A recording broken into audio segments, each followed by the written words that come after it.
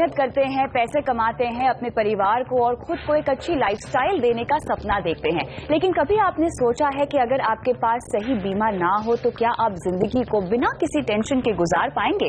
किसी अप्रिय घटना से निपटने के लिए आप तैयार होंगे? योर मनी आज आपको इंश्योरेंस से जुड़ी वो तमाम जानकारियां देगा जो आपके लिए जरूरी है। लेकिन आइए शुरुआत करते हैं शो की इस वक्त की बड़ी खबरों के साथ। चीन के बूस्टर डोज के बाद संभले बाजार, सेंसेक्स निफ्टी मामूली गिरावट पर बंद, लेकिन मिड कैप शेयरों में जोरदार खरीदारी। दिल्ली में डीजल एसयूवी से नहीं हटेगा बैन, सुप्रीम कोर्ट का राहत देने से इनकार, एनसीआर में 104 अतिरिक्त सीएनजी पंप खोलने का भी आदेश। बजट में Rajiv Gandhi equity saving scheme में हो सकते हैं बड़े बदलाव, 15 लाख तक सालाना कमाने वाले कर पाएंगे निवेश, 5 साल तक टैक्स छूट देने पर भी विचार, सीएनबीसी आवाज एक्सक्लूसिव। वित्त मंत्री अरुण जेटली ने मानहानि मामले में अदालत में दर्ज करवाया अपना बयान, कहा बगैर सबूतों के किया गया बेवजह बदनाम, सोशल मीडिया की टिप्पणियों को भी कोर्ट में दिखाया।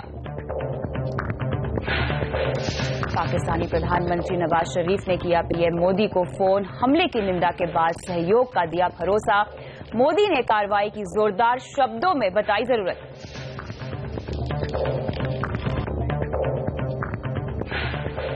और आइए आपको बताते हैं क्या है खास आज के शो में। Rajiv Gandhi equity saving scheme में प्रस्तावित बदलाव क्या करेंगे इस स्कीम को हिट? आपके आशियाने को भी है इंश्योरेंस की जरूरत, क्या है प्रॉपर्टी इंश्योरेंस? इंश्योरेंस पॉलिसी को इलेक्ट्रॉनिक प्लेटफॉर्म पर लाने के क्या है फायदे? तो इन तमाम मुद्दों पे आज हमारा फोकस होगा, लेकिन शुरुआत करते हैं Rajiv Gandhi equity saving scheme के साथ। शेयर बाजार में आम लोगों के निवेश को बढ़ाने के लिए सरकार बड़े कदम उठाने की तैयारी में है।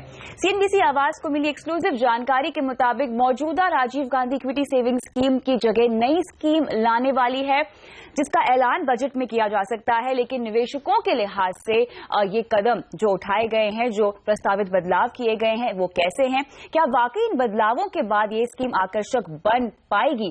करते हैं चर्चा इस पर, और हमारे साथ अब जुड़ रहे हैं फाइनेंशियल प्लानर अर्नब पंड्या। अर्नब जी, स्वागत है आपका।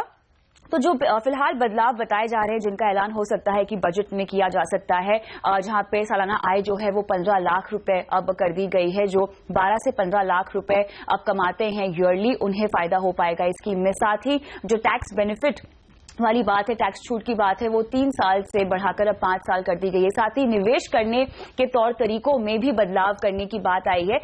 जो कदम यहां उठाने की बात की जा रही है, आपको लगता है कि अब वाकई ये स्कीम काफी आकर्षक हो जाएगी और निवेशक निवेश करना चाहेंगे? ये पूरी स्कीम का एक ही मकसद है कि पहली बार जो निवेशक है उनको इक्विटी मार्केट्स में अट्रैक्ट किया जाए, और इस अट्रैक्शन के लिए उनको एक डिडक्शन दिया जाता है, और वो डिडक्शन है मैक्सिमम 50,000 का 50%, यानी कि 25,000। अब अगर हम देखें तो इसको बहुत अच्छा प्रतिसाद आज तक नहीं मिला है, क्योंकि इसके जो बेसिक फीचर्स हैं वो इतने कॉम्प्लिकेटेड है कि इससे कोई नॉर्मल स्मॉल इन्वेस्टर जो है वो इससे कंफ्यूज हो जाता है। तो वो फीचर सबसे पहले कौन से हैं, और क्या इन नए बदलावों के बावजूद भी वो क्लियर नहीं हुए हैं? देखिए, पहली बात तो यह है कि आपका डेफिनेशन कि ये न्यू इन्वेस्टर कौन है। जो एग्जिस्टिंग डेफिनेशन है जिसमें बताया गया है कि आपके पास डीमैट अकाउंट न होना चाहिए, यानी कि आपने आज से पहले कभी डीमैट अकाउंट न खुलवाया हो, और अगर खुलवाया हो तो उसमें कोई ट्रांजैक्शन न किया हो। इससे एक बड़ा चंक ऑफ इन्वेस्टर्स क्यों इसमें से एक्सक्लूड हो जाते हैं, क्योंकि काफी बार क्या होता है कि बैंक आपको जाने बिना डीमैट अकाउंट आपको फ्री में खुलवा देते हैं। अभी काफी सारे लोगों के पास डीमैट अकाउंट है, पर उन्होंने न मांगे थे डीमैट अकाउंट, न उसमें कभी ट्रांजैक्शन किए हैं, या अगर कुछ किया हो तो उनको पता नहीं है। काफी सारे लोग को इस प्रकार की परेशानी होती है।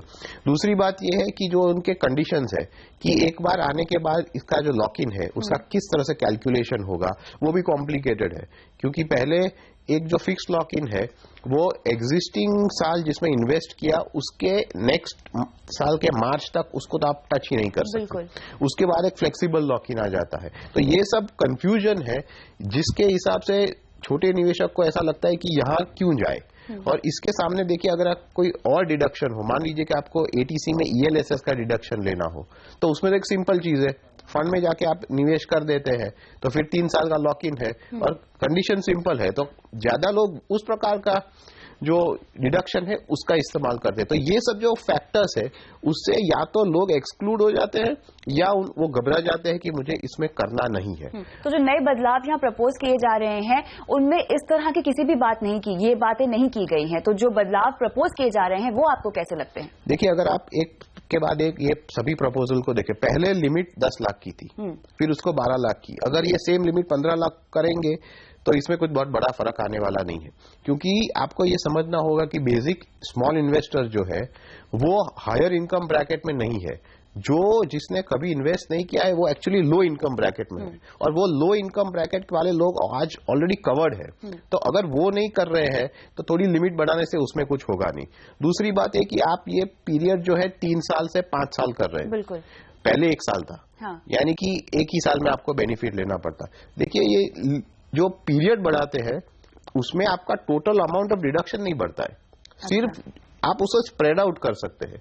तो इसमें से भी कुछ बहुत बड़ा फर्क पड़ने वाला नहीं है, क्योंकि इसे कुछ अट्रैक्टिव नहीं हो जाने वाला है। और जो फिगर जो है जो 50,000 का इन्वेस्टमेंट है वो भी बहुत बड़ा नहीं है। तो ये एक्सटेंड करने से उसके हिसाब से भी मेरे हिसाब से कुछ बड़ा फर्क नहीं। तो यहाँ समय की अवधि के बजाय आपको लगता है कि टैक्स छूट की जो राशि है उसको बढ़ाने में फायदा होता अगर ऐसा कर पाते? तो टैक्स छूट की राशि को बढ़ाना चाहिए, पर मेरे हिसाब से अगर ये स्कीम को सक्सेसफुल करना है तो उसका जो एग्जिस्टिंग कैरेक्टर है उसको पूरा बदलना चाहिए। यानी कि बहुत सिंप्लीफाई करना पड़ेगा और इस प्रकार से करना पड़ेगा कि कोई इन्वेस्टर जिसने आज कभी तक इक्विटी मार्केट की तरफ देखा भी ना हो वो भी समझ पाए, और उसे लगे कि हाँ नहीं, एक बार मुझे ये ट्राई करना चाहिए। निवेश के लिहाज से एसआईपी के जरिए भी निवेश करने का एक विकल्प यहाँ पे दिया जाने की संभावना है, ये आपको कैसा लगता है? एसआईपी का निवेश अच्छा है, क्योंकि ये देखिए ये चीज अब स्मॉल इन्वेस्टर समझते हैं। हाँ। अगर आप देखें तो इस मार्केट रैली में जो पार्टिसिपेशन हुआ है वो डोमेस्टिक इन्वेस्टर्स के हिसाब से हुआ है और उसमें से ज्यादातर एसआईपी के हिसाब से हुआ है। तो अभी जो स्मॉल इन्वेस्टर है वो एसआईपी का मीनिंग समझते हैं, उसका बेनिफिट्स भी जानते हैं। हाँ। तो ये एडिशन एक अच्छी चीज होगी, लेकिन इसके साथ और काफी चीजें भी करनी पड़ेगी। बिल्कुल, यानी आपका कहने का मतलब है कि जो बदलाव यहाँ पर बताए जा रहे हैं हो सकता है बजट में अनाउंस हो, वो काफी नहीं है। अब ये देखना होगा कि आखिर बजट में इस पॉलिसी को लेकर और किस तरह से नए बदलाव किए जाते हैं, क्या इनोवेशंस लाई जाती है, किस तरह से नया अवतार इसे दिया जा रहा है। लेकिन फिलहाल जो बदलाव बताए जा रहे हैं वो पर्याप्त नहीं है। बहुत बहुत शुक्रिया अर्नवी, समय निकालकर हमसे बात करने के लिए। और हम योर मनी में आगे बढ़ते हैं और चर्चा का रुख अब ले जाते हैं प्रॉपर्टी इंश्योरेंस की ओर। अपनी हेल्थ और जिंदगी के लिए तो इंश्योरेंस कवर आप ले ही लेते हैं, लेकिन आपके सपनों का घर, आपके आशियाने के लिए इंश्योरेंस शायद किसी प्राकृतिक आपदा के बाद ही याद आता है। पिछले 3 सालों में देश में 3 बड़ी बाढ़ का सामना किया है। 2013 में उत्तराखंड, 2014 में कश्मीर, 2015 में चेन्नई। आंकड़ों की अगर हम माने तो होम इंश्योरेंस पूरे इंश्योरेंस का केवल 1% है, मतलब लोगों में इसे लेकर जागरूकता बिल्कुल भी नहीं है। इसीलिए आज योर मनी का फोकस होगा प्रॉपर्टी इंश्योरेंस पर। हम आपको इसकी बारीकियां समझाएंगे ताकि आप अपने घर के लिए, अपने सपनों के आशियाने के लिए एक सही प्रॉपर्टी इंश्योरेंस, होम इंश्योरेंस ले सके। मेरे साथ अब जुड़ रहे हैं पॉलिसी बाजार.com के फाउंडर और को फाउंडर और सीईओ यशीश दहिया। यशीश, स्वागत है आपका। सबसे पहले प्रॉपर्टी इंश्योरेंस जरूरी क्यों है और किस किस तरह की कैलामिटीज को ये कवर करता है? प्रॉपर्टी इंश्योरेंस जो आपका मेन आपका घर होता है उसके लिए 2 चीजें प्राइमरीली कवर करता है। एक, अगर कोई भी स्ट्रक्चरल डैमेज हो जाए जो कि किसी भी नेचुरल कैलामिटी की वजह से हो, चाहे वो फ्लड हो, चाहे वो अर्थक्वेक हो, या किसी और कारण से अगर आपका कोई एक्सीडेंट की वजह से वो डैमेज हो जाए स्ट्रक्चरल, तो वो कवर होता है। और दूसरा, जो आपके कंटेंट्स हैं, तो कोई चोरी हो जाए, अब ये आपका दोनों तरफ से कवर होता है कंटेंट्स, चाहे चोरी हो चाहे आपका अर्थक्वेक वगैरह से डैमेज हो, तो उसमें आपके ये उन दोनों चीजों के लिए आपको बेनिफिट मिलता है अगर आपके पास होम इंश्योरेंस हो तो। मुझे बताइए कि होम इंश्योरेंस में भी कितने तरह के इंश्योरेंस होते हैं? यहाँ पे आपने एक स्ट्रक्चरल डैमेज की बात की है, क्या इसका मतलब घर के ढांचे से है? बिल्कुल। तो अगर आप स्ट्रक्चरल प्रोडक्ट की बात करेंगे तो जो आपके घर का ढांचा है, जो स्ट्रक्चर है, वो उसमें कवर होता है। तो जो आपकी दीवारें हैं, जो आपके पिलर्स हैं, जो आपके दरवाजे हैं, खिड़कियां हैं, तो उसका मतलब यह है कि अगर कोई अर्थक्वेक आता है और आपका पूरा घर खराब हो जाता है तो उसे रीइंस्टेट, मतलब उसे वापस जैसा था वैसा बनाने के लिए जो भी खर्चा आएगा या अगर वो पूरा पूरा घर ढह जाता है तो उसे दोबारा बनाने के लिए जो भी खर्चा आएगा वो स्ट्रक्चरल इंश्योरेंस जो होती है, स्ट्रक्चरल होम इंश्योरेंस, उसके अंतर्गत आपको मिलता है। और कंटेंट की अगर आपने बात की तो उसमें क्या हाउस होल्ड आइटम्स आ जाएंगे, जैसे कि आपके कंज्यूमर ड्यूरेबल हो गया, आपका फर्नीचर हो गया, क्या ये सब भी अलग से कवर किया जाता है इस पॉलिसी में? बिल्कुल, अलग अलग तरह की पॉलिसीज होती हैं इसमें। आपका ओवरऑल अगर आप सपोज आप 5 लाख रुपए का कवर लेते हैं तो उसमें आप बोल सकते हैं कि इस 5 लाख में मैं 50,000 या 1 लाख अपने होम अप्लायंसेस के लिए, रेफ्रिजरेटर, टीवी, इन सब के लिए लेना चाहता हूं। आप ऐसा भी कर सकते हैं कि 10% उसका, जो आप 5 लाख का कवर ले रहे हैं, 50,000 रुपए का कवर आप ज्वेलरी के लिए भी ले सकते हैं कि भाई मैं कुछ ज्वेलरी भी घर में रहती है, अगर चोरी हो जाए तो आपका वो पूरा पूरा कवर्ड होता है।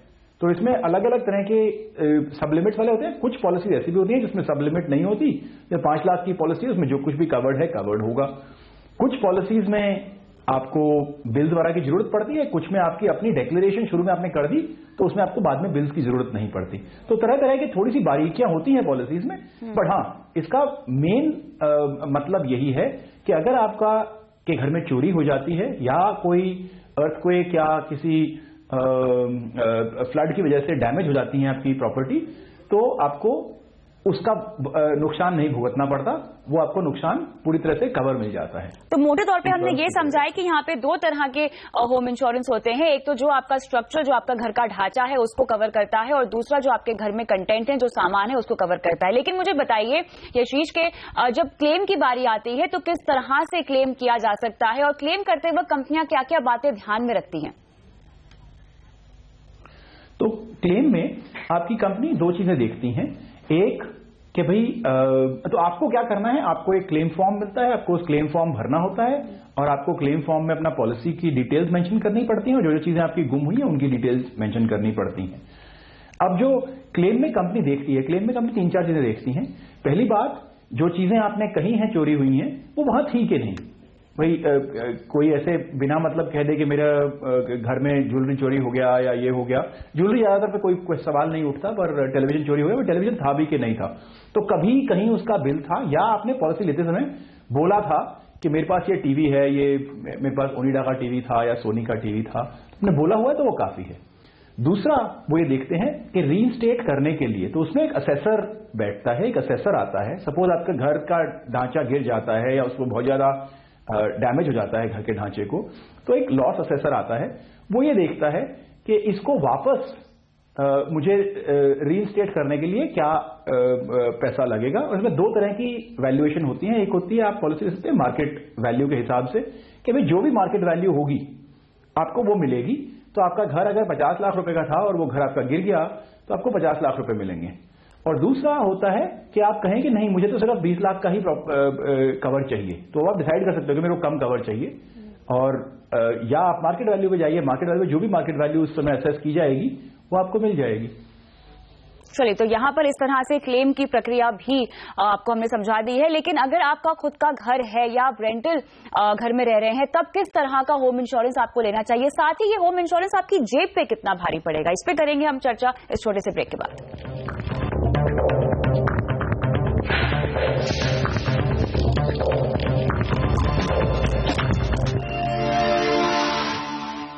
और मनी में आपका फिर से स्वागत है। हम बात कर रहे हैं होम इंश्योरेंस की, जहां पे अब तक हमने आपको बताया कि कितनी तरह की होम इंश्योरेंस होती है और क्लेम की क्या प्रक्रिया है। लेकिन हमारे साथ जुड़े हुए हैं PolicyBazaar.com के को फाउंडर और CEO यशीश दहिया। यशीश, अब चर्चा को आगे बढ़ाते हुए आपसे मैं ये समझना चाहूंगी कि अगर हम स्ट्रक्चरल इंश्योरेंस की बात करें, अगर घर के ढांचे के इंश्योरेंस की बात करें, तो किस तरह से कंपनियां रिकंस्ट्रक्शन कॉस्ट को कैलकुलेट करती है? ये काफी पेचीदा मामला है और इसी वजह से हमने देखा है कि होम इंश्योरेंस को लेकर लोगों में जागरूकता नहीं है, क्योंकि वो इतने कॉम्प्लिकेशंस को समझ नहीं पाते।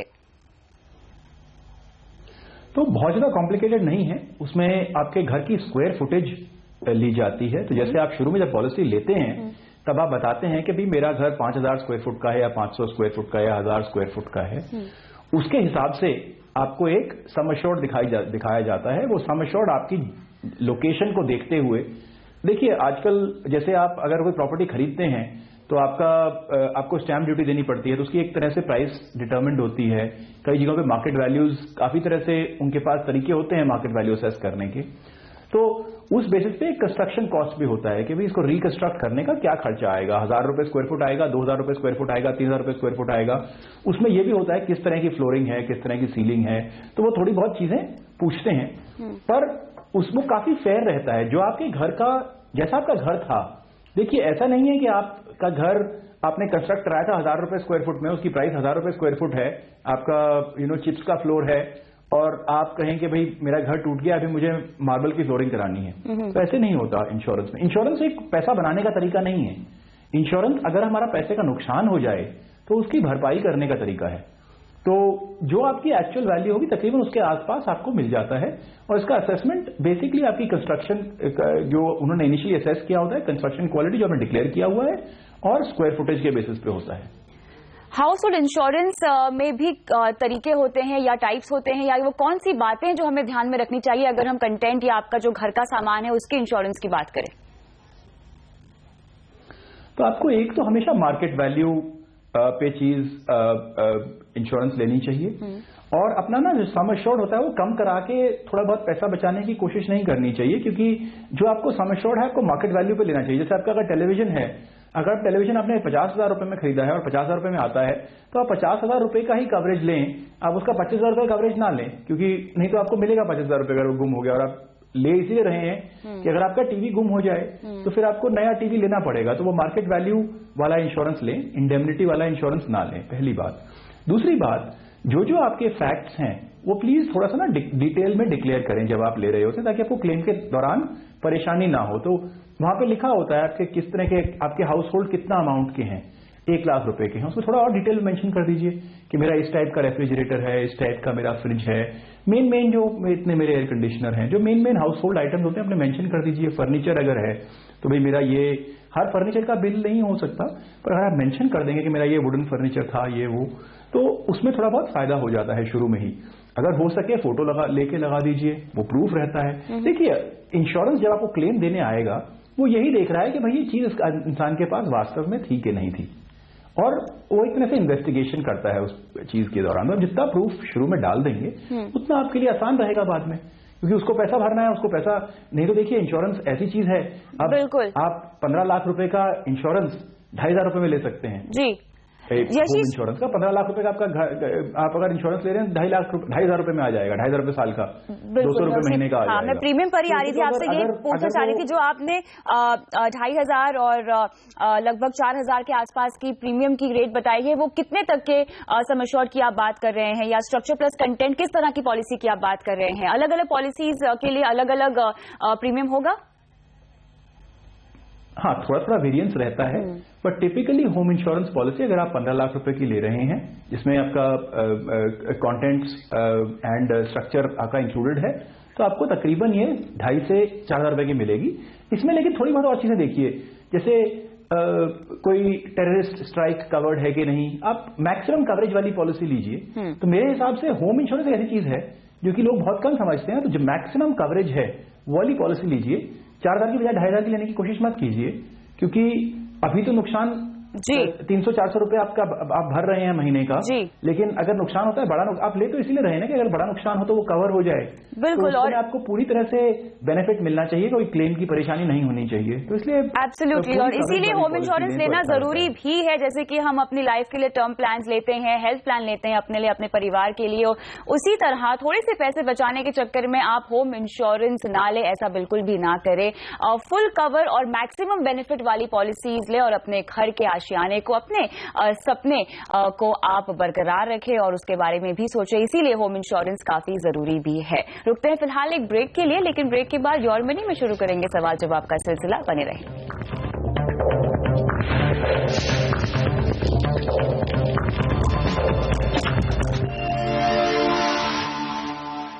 योर मनी में आपका फिर से स्वागत है, और हम आज देंगे इंश्योरेंस से जुड़े आपके सवालों के जवाब। पहले दर्शक नोएडा से शत्रुघ्न हमारे साथ फोन लाइन पर जुड़ रहे हैं। नमस्कार शत्रुघ्न जी, कैसे हैं आप? क्या सवाल है आपका? नमस्कार मैम, मैं बहुत अच्छा हूँ। मैम मैंने एक हेल्थ इंश्योरेंस की पॉलिसी ली हुई है, LIC हेल्थ प्लस। ठीक है। और वैसे 15,000 रुपीज मंथली ईयरली प्रीमियम पे करता हूँ। मैं ये जानना चाहता, दो क्वेश्चन थे मेरे। एक तो इसमें मुझे कितना टैक्स बेनिफिट मिलेगा सेक्शन 80D में। और दूसरा ये है मैम कि सपोज अगर मैं हॉस्पिटलाइज होता हूँ तो मुझे इसमें क्या बेनिफिट्स मिलेंगे। यहाँ पे मैं एक चीज कहना चाहूंगा कि मेरे सारे बिल्स मेरी कंपनी पे कर देती है सारे। जी, ये कितना समय हुआ है पॉलिसी लिए हुए आपको? सॉरी मैम, ये पॉलिसी लिए हुए कितना समय हुआ है? पॉलिसी लगभग 8 साल हो गया मैम। 8 साल पहले आपने ये पॉलिसी ली थी? जी, और ईयरली प्रीमियम में 15,000 पे कर रहा हूँ। अच्छा, और आपने सवाल यौर्मनी को अब भेजा है और अपने फीचर्स, पॉलिसी के फीचर्स आप जानना चाहते हैं। चलिए यशीश बताएं, LIC की ये हेल्थ प्लस प्लान पॉलिसी कैसी है और जिस तरह की टैक्स छूट की ये बात कर रहे हैं 80D के तहत इनको कैसे मिल पाएगी? हाँ, इनको जरूर 80D के तहत इस पे टैक्स ब्रेक मिलेगा। 15,000 25,000 रुपए तक आपको टैक्स ब्रेक मिलेगा। लेकिन ये जो पॉलिसी है ये एक इन्वेस्टमेंट कम हेल्थ इंश्योरेंस पॉलिसी है और इसे एक तरह से OPD, सर्जिकल केयर और हॉस्पिटल कैश बेनिफिट पॉलिसी माना जाए तो अच्छा रहेगा। तो इसमें क्या होता है कि अगर आपको कोई भी सर्जरी होती है तो उस सर्जरी के लिए एक फिक्स्ड अमाउंट आपको मिल सकता है। जैसे अगर मतलब आपको कोई हार्ट डिजीज हुआ तो उसमें कुछ पैसा मिलेगा, डिपेंडिंग आपका सम अश्योर्ड कितना था। लेकिन इसमें आपको रेगुलर हॉस्पिटलाइजेशन जब होता है, अगर आप हॉस्पिटल जाते हैं तो उसमें आपको हर रोज का कुछ पैसा मिलता है, जो भी 1.5% ऑफ सम अश्योर्ड या कुछ पैसा आपका हर रोज का मिलता है। आपने बताया कि आपकी जो हेल्थ इंश्योरेंस, आपकी जो कंपनी है वो आपको बेसिक हेल्थ इंश्योरेंस आपका कवर कर रही है। हमारी एडवाइस यही होती है, इसमें 2-3 चीजें कवर्ड नहीं होती जो आपको पता होनी चाहिए। एक, अगर आपको कोई भी बड़ी क्रिटिकल इलनेस होती है तो वो इसमें कवर्ड नहीं होगी। और आप जिसके लिए शायद इनको अलग एक और प्लान लेना पड़ेगा। यशीश, तो फिलहाल आपको क्या लगता है कि इन्हें ये पॉलिसी अपने पास रखनी चाहिए है या नहीं?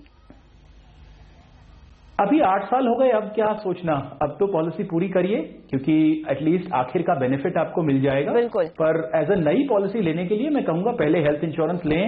ये तीसरी चौथी पॉलिसी हो सकती है, ये पहली पॉलिसी नहीं हो सकती हेल्थ इंश्योरेंस की।